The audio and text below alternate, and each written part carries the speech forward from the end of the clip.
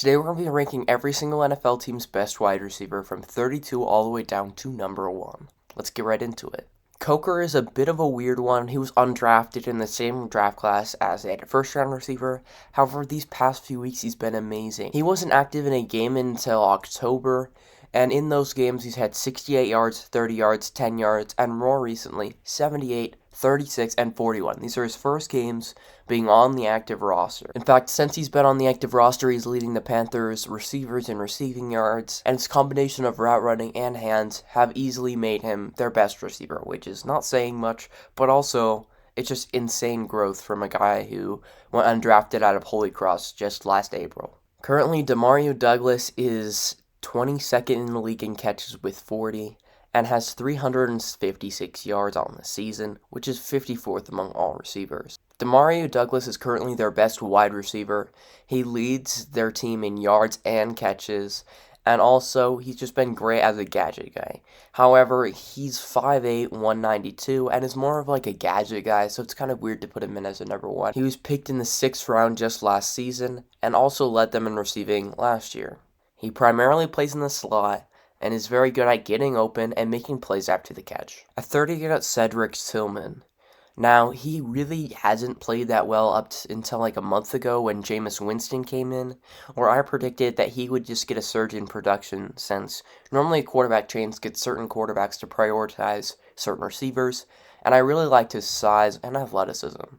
And he's proved that these past few weeks, getting between 80 and 100 yards all 3 of the weeks. This dude is a big, athletic guy who can get open and make great plays at the catch point. And he's actually got a 50% contested catch rate so far this season, which is very good. At number 29, I got Ladd McConkey. He's already in his rookie season got 2.2 yards per route run, 200 yards after the catch, and 4 total touchdowns, with nearly 500 total receiving yards. McConkey has been dynamic after the catch as well, having a 21.6 juke rate and a 102 explosive rating. Ladd McConkey has currently been Justin Herbert's favorite target, and if they can keep this chemistry going, I think he could move up immensely on this list come next season. At number 28, I go Courtland Sutton. Right now, he's 9th in targets and 6th in routes ran, but that's more about the Denver receiving room being very thin. He has 1,020 air yards, meaning that he's mostly Bo Nix's downfield target.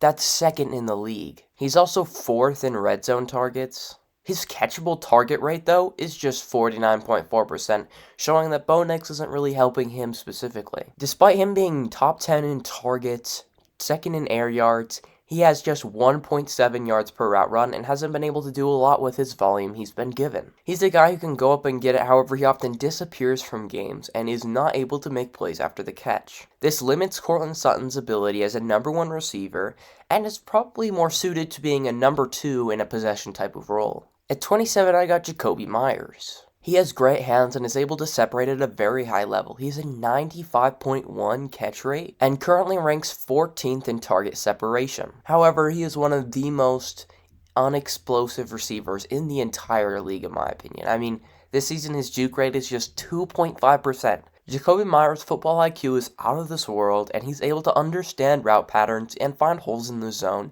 which is what makes him number 27 on this list. At 26, I got Calvin Ridley.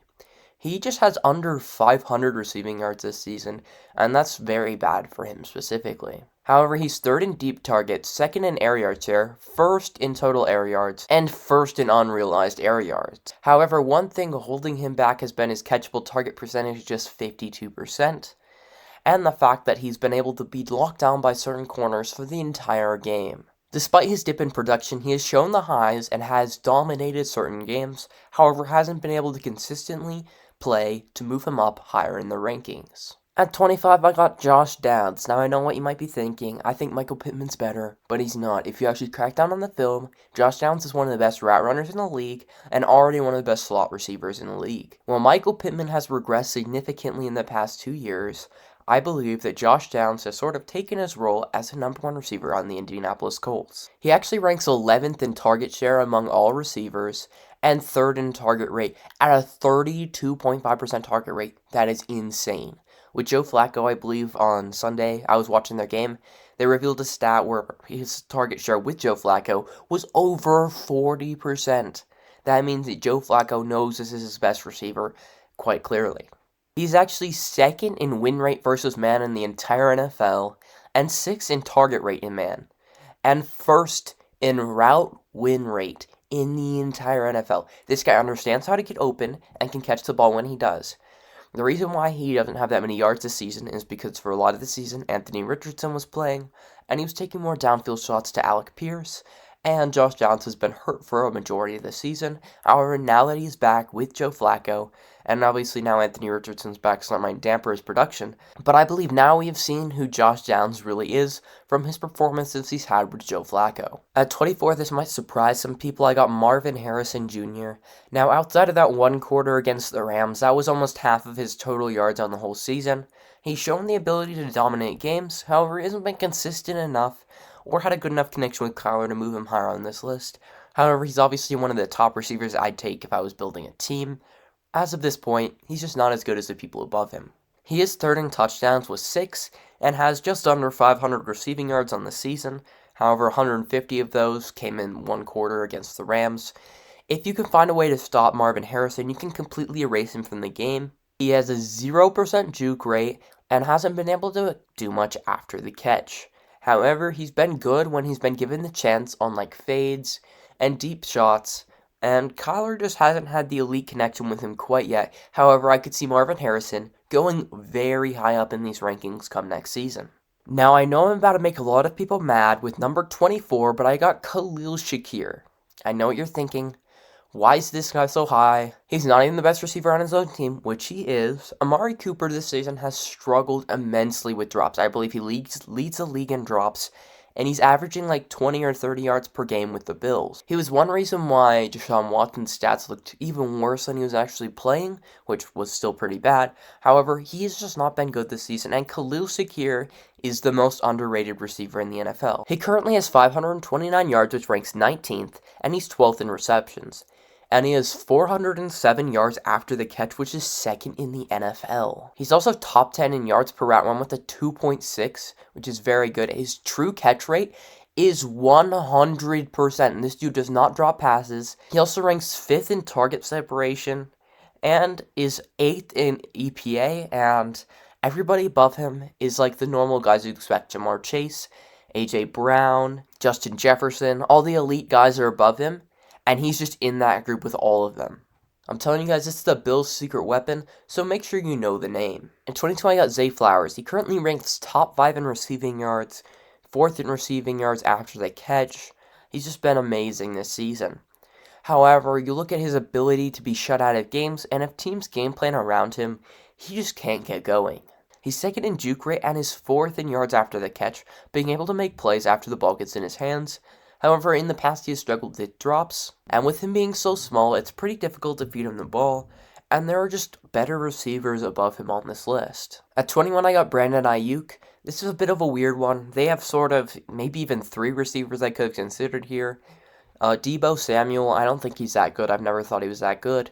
And Ayuk really had an elite season, but then he got paid, missed the offseason, now he tore his ACL. It's just hard to know where to rank him. And then Jennings has been so good this season. I just don't know if he's been on the level Ayuk has been in the past. So I have Ayuk here for his amazing season last season, and hopefully he can bounce back next season when he comes back from his ACL tear. At number 20, I got the rookie from LSU, Brian Thomas. He's currently 28th in targets, and he's 23rd in air yards with 651. He's also 11th in receiving yards, so he's almost top 10 just as a rookie. He's been so good for the Jaguars. He has struggled with drops, ranking 7th in the NFL in drops. However, he's been very explosive and has been able to get open downfield for Trevor Lawrence to throw him those deep balls. If he can start coming down with more of the deep balls and contested catches, I believe he could easily move his way into the top 15. However, right now, what's sort of shining for me is his actual ability to get open. I didn't see the route tree on tape in his college games. However, he's definitely showed that he's learned so much in the NFL and is able to do a lot more than just, goes, curls, which is most of what he ran in college. At number 19, I got another weird one. I got DJ Moore. He hasn't been able to have the same production as he's had last season. He has 400 yards this season and he's first in route participation. He's ran every single route for this team, which is so rare, and he just hasn't had the production. DJ Moore is 14th in route wins. If Caleb starts playing better, I could see DJ Moore go back up to his previous form. I know this one's about to make a lot of people mad, but I got DK Metcalf at number 18. He just has 35 catches on the season, and is outside of the top 32 receivers in yards per route run. His true catch rate, which is adjusted for bad throws, is just 77%, which ranks 100 in the NFL. His average target separation is 1.3 yards, which is 76th, and he's 7th in the league in drops, and has an 8% contested catch win rate. He's only 15th in yards despite his quarterback being first in yards, and he's starting to get taken over by Jackson Smith and Jigba. At number 17, I got Chris Olave.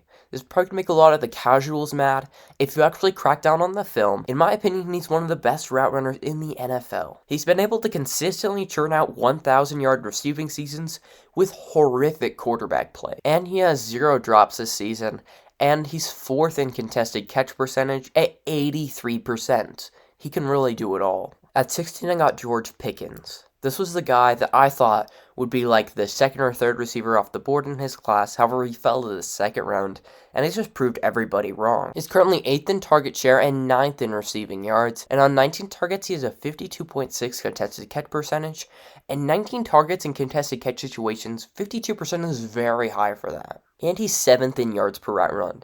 George Pickens is an elite specimen and can make any catch, including the craziest catches you'll ever see. And with his newfound elite connection with Russell Wilson, I could see him moving into the top 10 come this time next season. At 15, I got Drake London.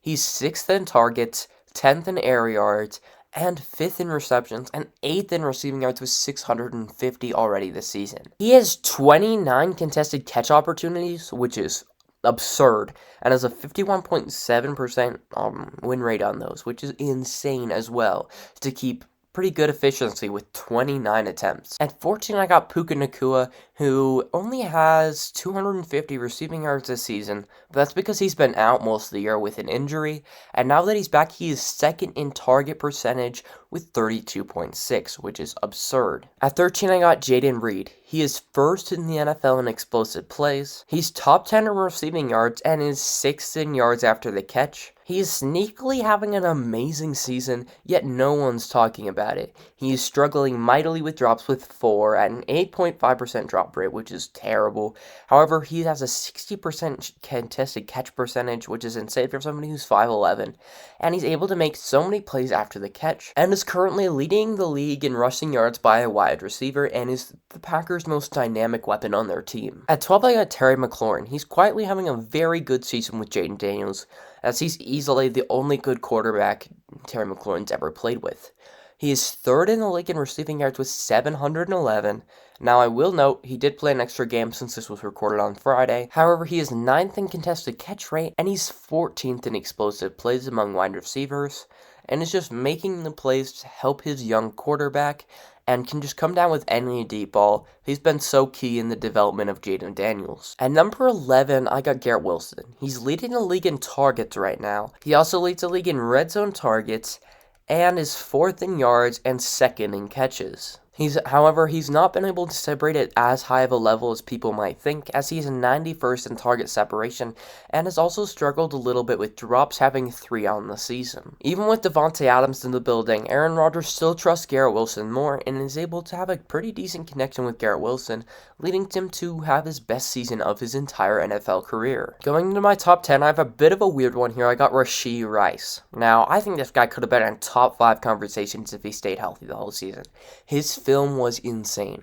In just 4 games, which one of them he got hurt in the first quarter, he had 288 receiving yards and 24 catches and 2 touchdowns. He is leading the league in target percentage at 34.1%. He's got 3.4 yards per route run, which ranks 3rd in the league, and he had a 50% contested catch percentage and 112 explosive rating. He is also 3rd in the league in total target separation, and was able to make plays in the open field while getting open, giving Patrick Mahomes a security blanket that he just didn't have without him since. However, sadly, Mahomes decided to tear his best receiver's ACL, which in my opinion really hurts their Super Bowl chances, as with Rice, their offense looked dynamic, and now it looks like it's struggling. At number 9, I got rookie Malik Nabers. He is first in the league in target share, 5th in target rate, 2nd in total targets. He's 3rd in air yards, 2nd in deep targets with 19.